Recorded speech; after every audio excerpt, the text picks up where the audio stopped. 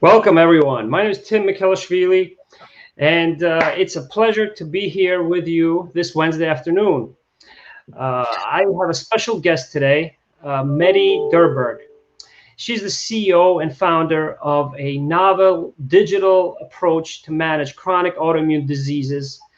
This was a topic that was very interesting to me because as you know, I'm in the pharmaceutical industry for about 17 years. Having worked at both large, small, specialty pharma companies.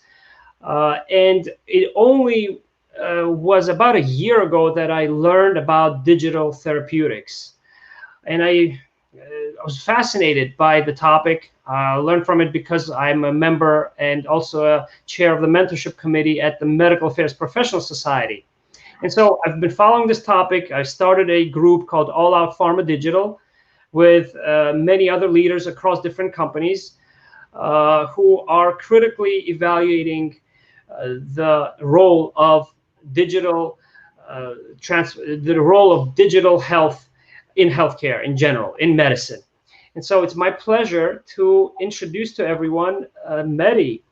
Mette, how are you today? Welcome. Well, thank you so much for having me, Tim. Sure, it's my pleasure. I know we were introduced by a mutual friend just recently via a digital platform, Clubhouse, which I'm also pretty new to. Yes, but I'm looking forward to this conversation, which I know is going to be quite valuable to many of our friends and colleagues. And I'd like you to start by introducing yourself, your story, because I know you have a very unique personal story based on which you started this venture and this journey. So please, Mette. Happy to. Yeah, so my name is Mette. I'm originally from Legoland, also known as Denmark. I like to build things. I'm a serial entrepreneur. I sold my first company 20 years ago. But MyMee was really founded because of a personal struggle I went through. I suffered from autoimmunity for more than 20 years. And was really able to apply my mathematician brain to the problem and was able to sort of hack my own health. I should add the disclaimer that I'm an economist, not a doctor. And MyMee today is a company where we have developed a protocol that allows us to identify triggers in order to reverse disease symptoms for autoimmune patients. Mm-hmm. Yes. And so what are some of the types of patients that you've been able to help? Yeah, so we've actually to date worked with 67 different autoimmune diseases. Mm-hmm. So we are in a position where we very early on saw that autoimmunity is very much looked at as more than 100 different diseases based on where your immune system is attacking itself. And we fundamentally, instead of asking where, ask the question why. So we have a disease agnostic platform. And to date, as I mentioned, we've helped reverse disease symptoms for 67 of the more than 100 different autoimmune diseases. Yes. And so I want to make a clear distinction here between your platform and a digital therapeutic, a treatment, which I think it would be helpful for many of those listening, because I know that the funding has increased tremendously for digital therapeutics. A lot of pharmaceutical companies are partnering with other digital therapeutic options. Could you tell us, or our audience, about what it takes to get a digital treatment approved and how your platform is different or how it may be similar? Yeah, so we are not a digital therapeutic per se. We are a digital health company. We have been in conversations with the FDA, but the reality is that the requirements for the FDA is that they're essentially going in to regulate to ensure that people do no harm.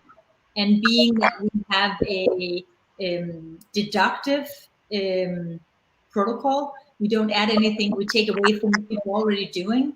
We are not required to go through the FDA. So that's not a plan of ours to pursue. Okay. It would be also very interesting from a business perspective to learn how long it took you to build this platform, and how did you go about creating this new approach, making it available for patients. Yeah, so I started out 10 years ago on my own, literally journaling, translating it into Excel spreadsheets, making sort of some homemade algorithms to look at the causality between what I was doing and how I was feeling.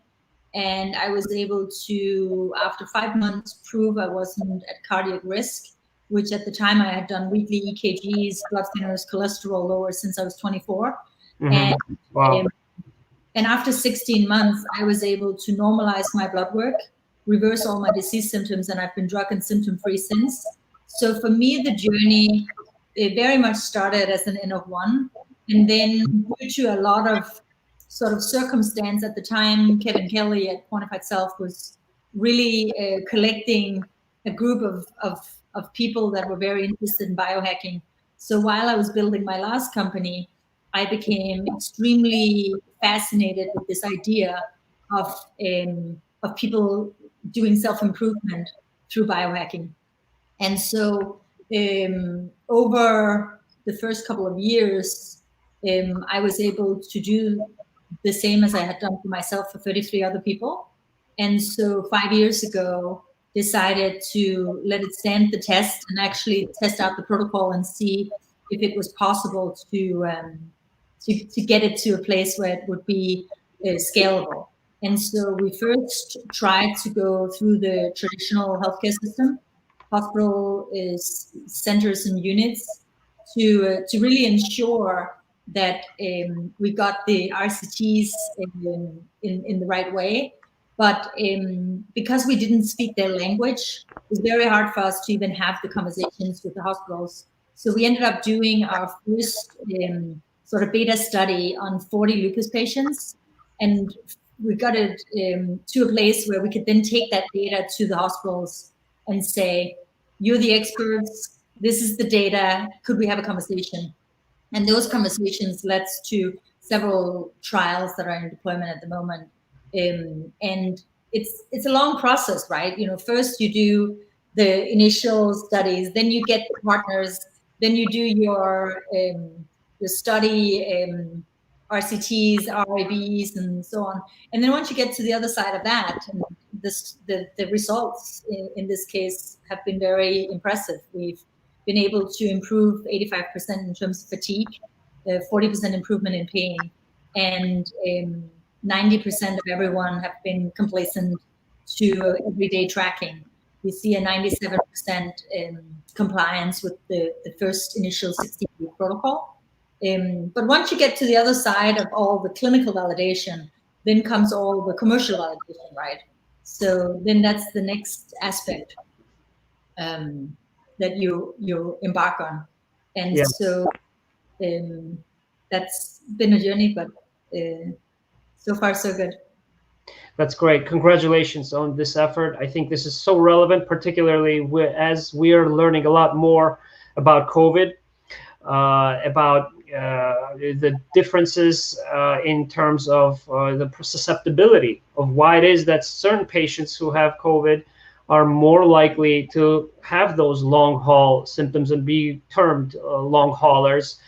In fact, I have a personal friend whom I've been able to meet because of my function in the last few years.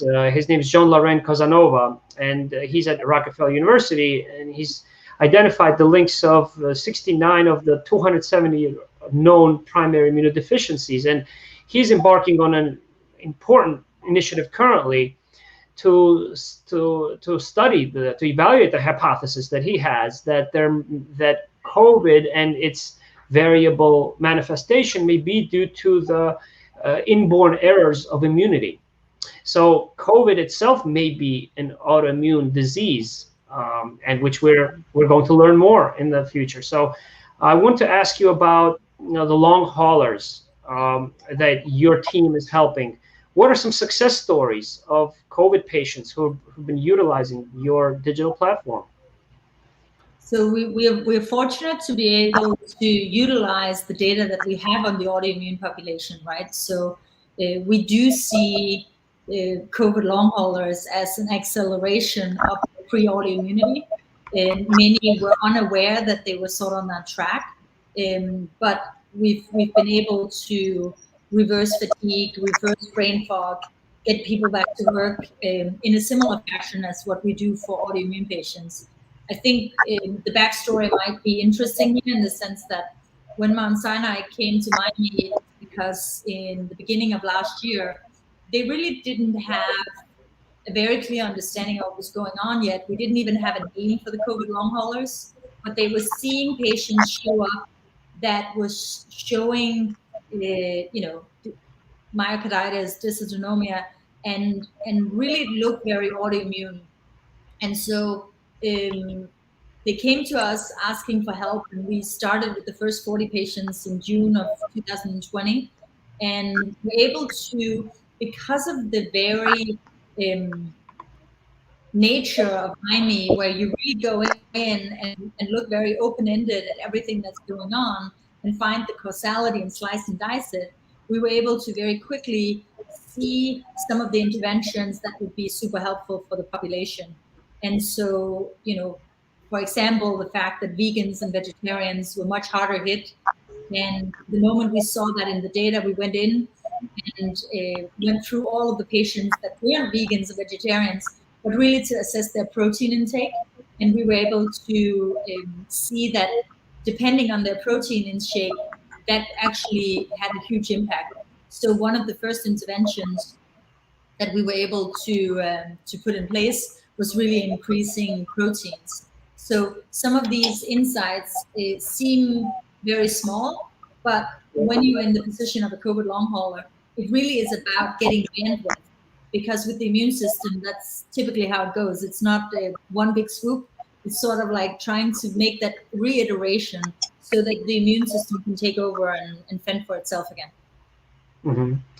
Yes, and can you talk a little bit about your team in a little bit in more detail? You have nutritionists, I know. You have physicians, right?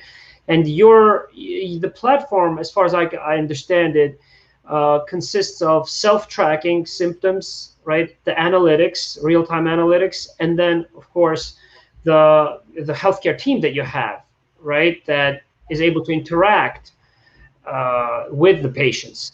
How does that interaction happen? Can you explain to those listening who may be interested in MyMee the flow, the patient flow in the journey, So when you come on board MyMee, it really is, as you said, it's sort of a component of three different things.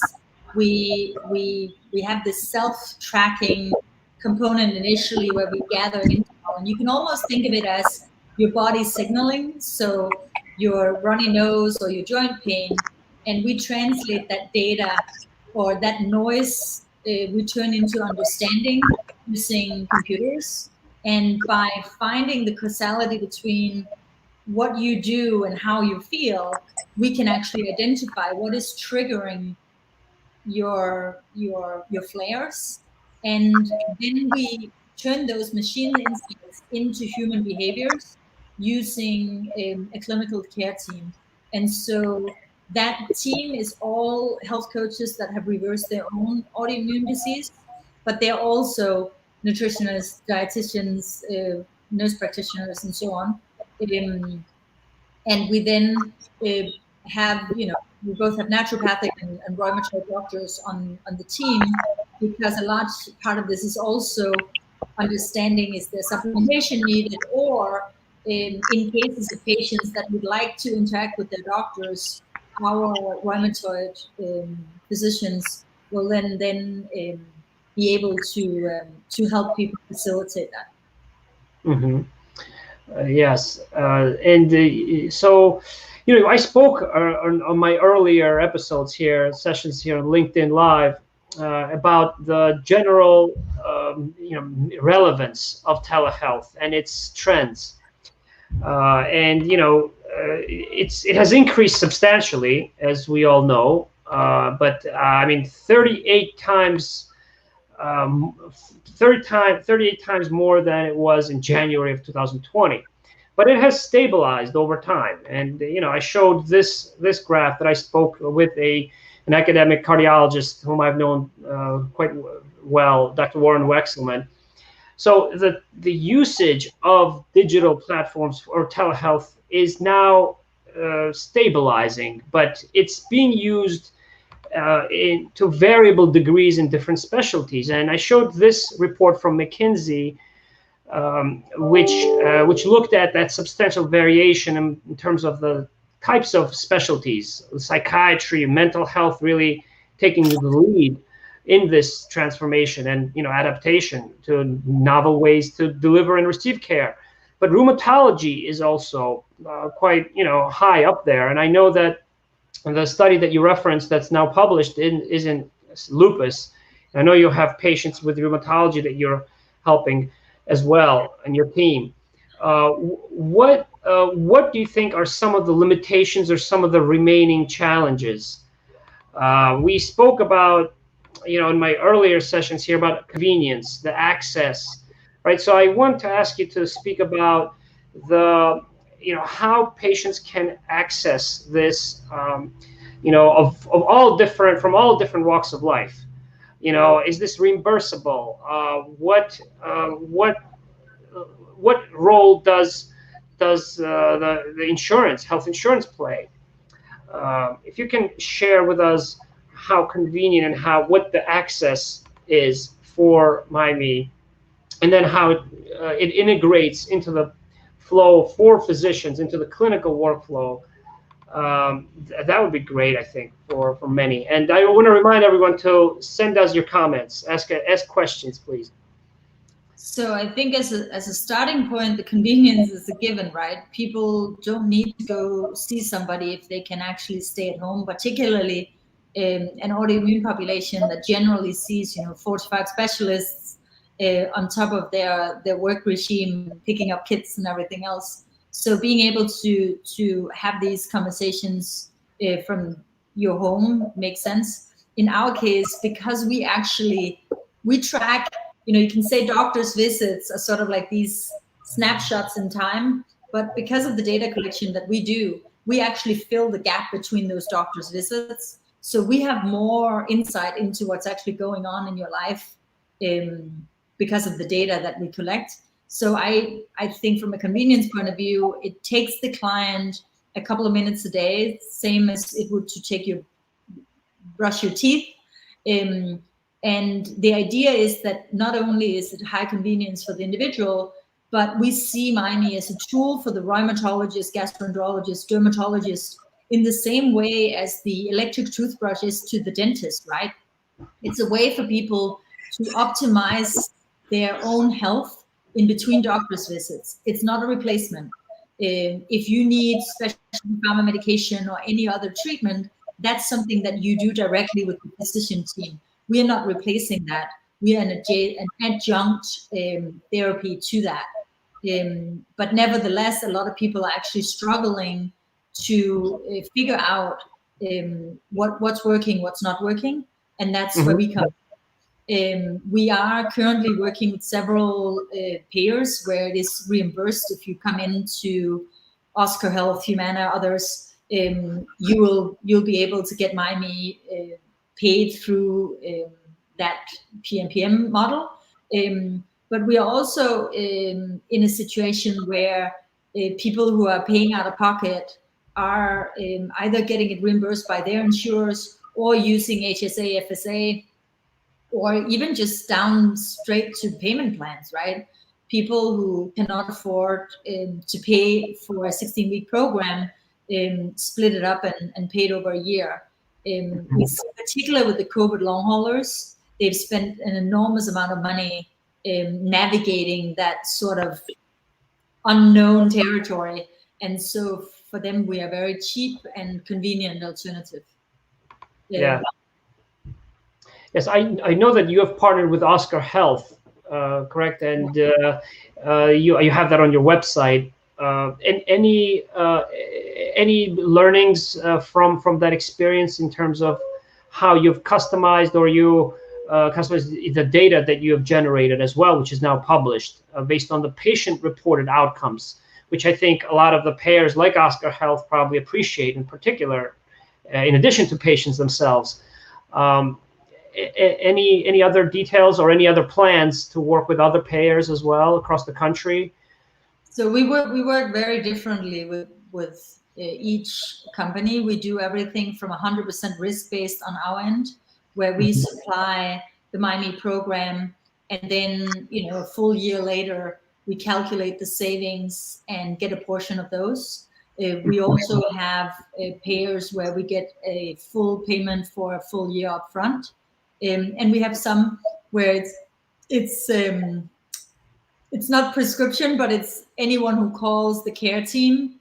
It will get sort of like the buffet offering of all the different things. And if the client decides to do MyMee, it will be reimbursed by the payer. So as a small company, unfortunately, we can't go out and say, this is our price list, go. We are negotiating payer to payer. I see. Okay, well, that's very exciting. I want to ask you, what is the #1 lesson that you've learned throughout this experience of making this new digital platform available to so many patients? I think the first and foremost, I think that we have a tendency in healthcare to think that complex problems require complex solutions, and that sometimes very simplistic things can have a humongous impact. And it's about asking the right questions. I would say that's probably my biggest learning. Secondary to that, healthcare as it is getting harder and harder to navigate.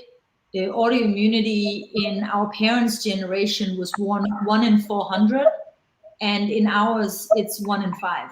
That means 1 in 5 of people watching this right now is struggling with autoimmunity, and that's a landslide, right? And so what we know about these diseases is sort of where our knowledge of cancer was in our grandparents' generation.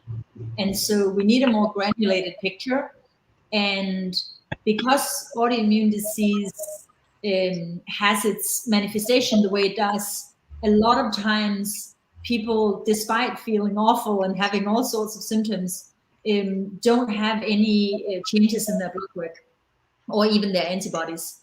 And so new sort of ways had to come into place. And so one of the learnings has also been that trust the empirical data, and actually instead of doing things the way they've always been, really be open to applying invention from adjacent spaces to a new field. Because essentially what we've done here is we've taken process optimization and applied it to the human body, and we're decoding the body the same way as you do in other situations. I guess my joke in the early days was that you might as well have called us Toyota Health. Yes. Thank you. Yeah, I actually I made sure that people saw your comment there on the screen, because I agree with you that I think that innovation lies in simplicity often. And now I think we have that opportunity where necessity is the mother of all invention, right? As the proverb suggests, and that which we're living now. And so what, there are a number of different patients. We already spoken about Crohn's disease patients, a lot of COVID patients, lupus, and a range more that are increasing. And I think your comments are particularly appreciated by those who understand the trends, right, in this increase in autoimmune diseases that we're now depicting and we're identifying. So what is your final message that you'd like to share, Mette, with those who may listen? How can they contact you, and what is a final takeaway that you'd like to? I think as someone who was struggling for more than 20 years myself, I think the first thing is that autoimmune patients generally go from one practitioner to the next, and we try a lot of different things, right? Because we still have the hope that there's something that helps out there. And I think the more time, I always talk about sort of the hope bank, but the hope bank gets empty at some point when you've tried a lot of different things and it seems hopeless, because no matter what you do, it doesn't seem to really impact you. And I think, from my perspective, the most important part is really to let people know that there is something they can do. And whether it's MyMee or other things, small incremental steps in the right direction has a much larger impact than any of us could know. And so, or if I should boil it down to specifics, I think a lot of people who struggle with autoimmunity also struggle with sleep. So you don't get enough sleep. You have struggles with hydration and other things, and those are baseline things that needs to be in place before you can even work on the rest. So whether you're ready for MyMee or something different, you can still get started on some of the good habits to put in place. And obviously, you're more than welcome to contact MyMee, which is MYMEE. The idea is that it mimes you. It's a mirror of yourself. And the idea is that we help you, instead of having 100 different rules where you're intermittently cheating on all of them, we help you find a blueprint so that you understand what is exactly that works for me. And we have program specialists that you can call and talk to. It's of course free of charge, and if nothing else, give you an understanding of, are we able to help you, and if so, what would that entail? Yeah, thank you very much, Mette. I know that this digital platform has universal value. It's currently available on in the United States, or is it globally available? I want to ask We're available globally except for France. Oh, except for France for now, hopefully, right? And great. I wish you lots of luck. I think a lot more people need to explore MyMee.com. And also, what I, as a pharmacist, as a scientist, also who works with cutting-edge scientists and researchers on a daily basis, what I appreciate in particular is that you have lived through autoimmune diseases, as have a lot of the doctors that you have on your team, who are enabling a lot of the patients in a group atmosphere to make the best of their condition and of their life, the quality of their life. And it has, and so you essentially are practicing what you preach. You have a lot of evidence, clinical evidence that you have published, that I'm very impressed by, and I'm going to look forward to more developments, more news from MyMee.com. I wish you lots of luck. Thank you so much for this conversation, Mette. Thank you so much for the conversation, and to everyone out there listening, you can feel like yourself again. Thank you. Thank you. Awesome. Great. I'm glad that it worked out.